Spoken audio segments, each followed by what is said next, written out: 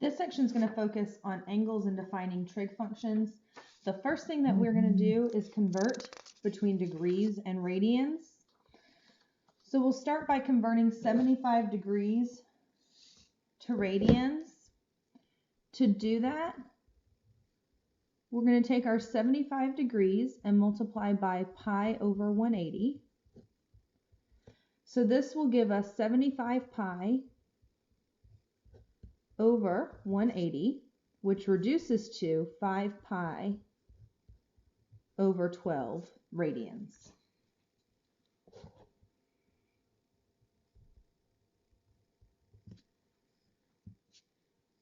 And then we're going to convert 3 pi over 2 radians to degrees.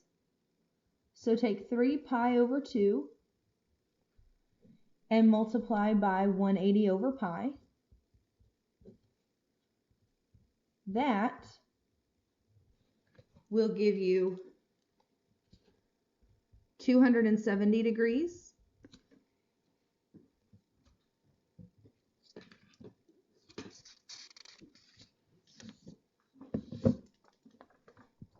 Now,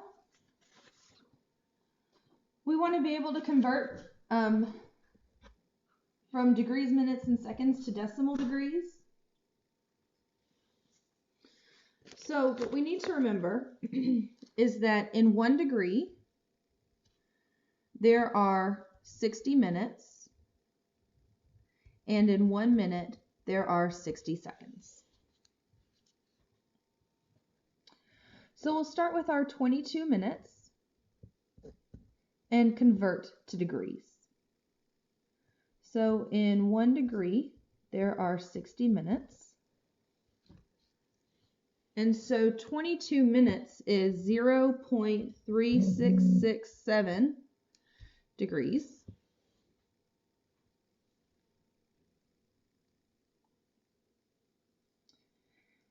And then 5 seconds to degrees. Well, in 1 minute, there are 60 seconds. And in 1 degree, there are 60 minutes. And so this is 5 over 3600, which is 0.0139 degrees. And so if we add all this up, 32 plus 0.3667 plus 0.0139, we have 32.3806 degrees.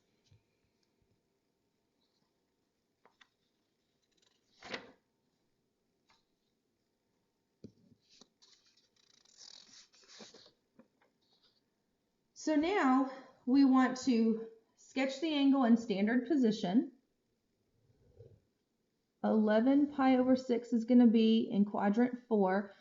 12 pi over 6 would be 2 pi, so 11 pi over 6 is going to be almost all the way around there.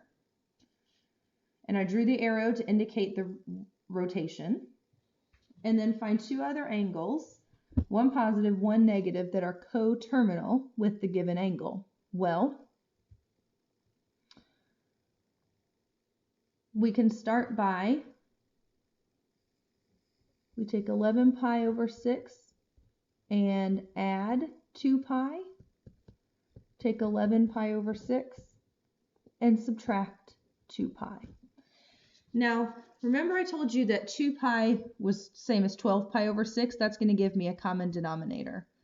So 11 pi over 6 plus 12 pi over 6. So that's 23 pi over 6. And then 11 pi over 6 minus 12 pi over 6. And that's negative pi over 6.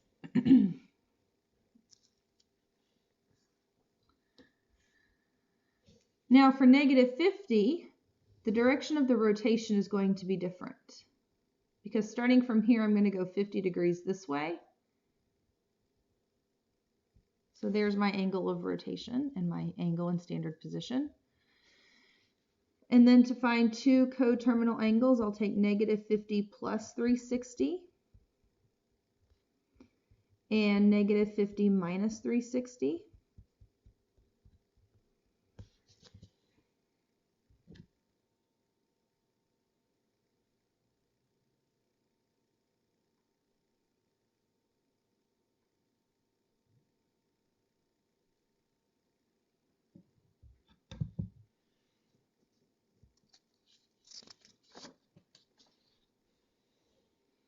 Now here I have a point, 9, 12, on the terminal side of an angle theta. Find the three trigonometric functions of theta. So let me start by drawing my angle in standard position. So 9, 12 is going to be, say, somewhere over there, 12 units high, and 9 units over, and we don't know that. And our theta is always the angle it makes here with the origin. So first we need to find this r. Well, 9 squared plus 12 squared equals r squared. So 81 plus 144 equals r squared. 225 equals r squared. So r is equal to 15. And then our three trig functions, sine of theta is equal to y over r, so 12 over 15, which will reduce because 3 goes into both of those, so 4/5. Cosine of theta is equal to x over r, 9 over 15, 3 goes into both of those, so that's 3/5. And then tangent of theta is equal to y over r, y over x. So 12 over 9, which reduces, since 3 goes into both of those, to 4 over 3.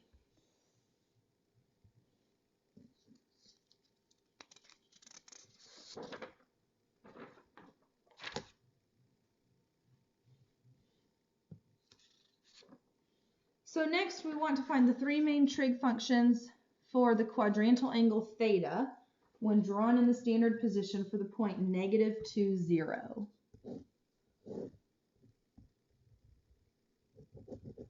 So there it is right there. Now in this case, our x is -2, our y is 0, and r is 2.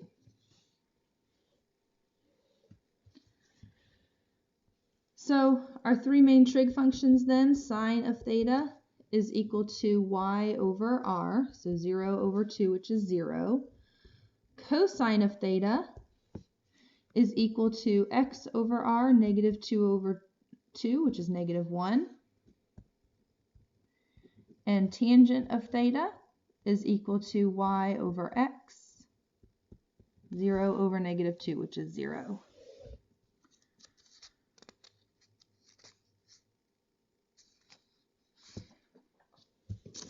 And then finally,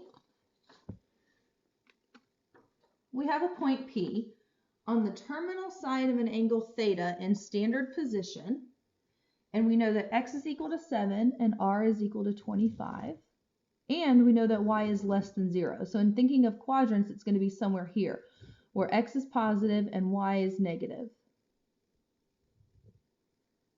So if I draw my triangle, I know that x is 7, I don't know what y is, and r is 25.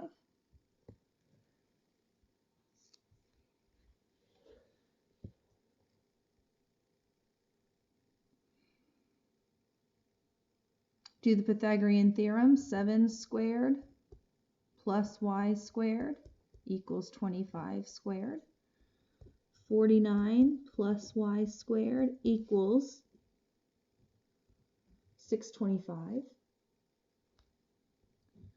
Y squared equals 576. And so y is equal to 24. So then my three main trig functions, sine of theta equals y over r, cosine theta equals x over r, and tangent theta equals y over x.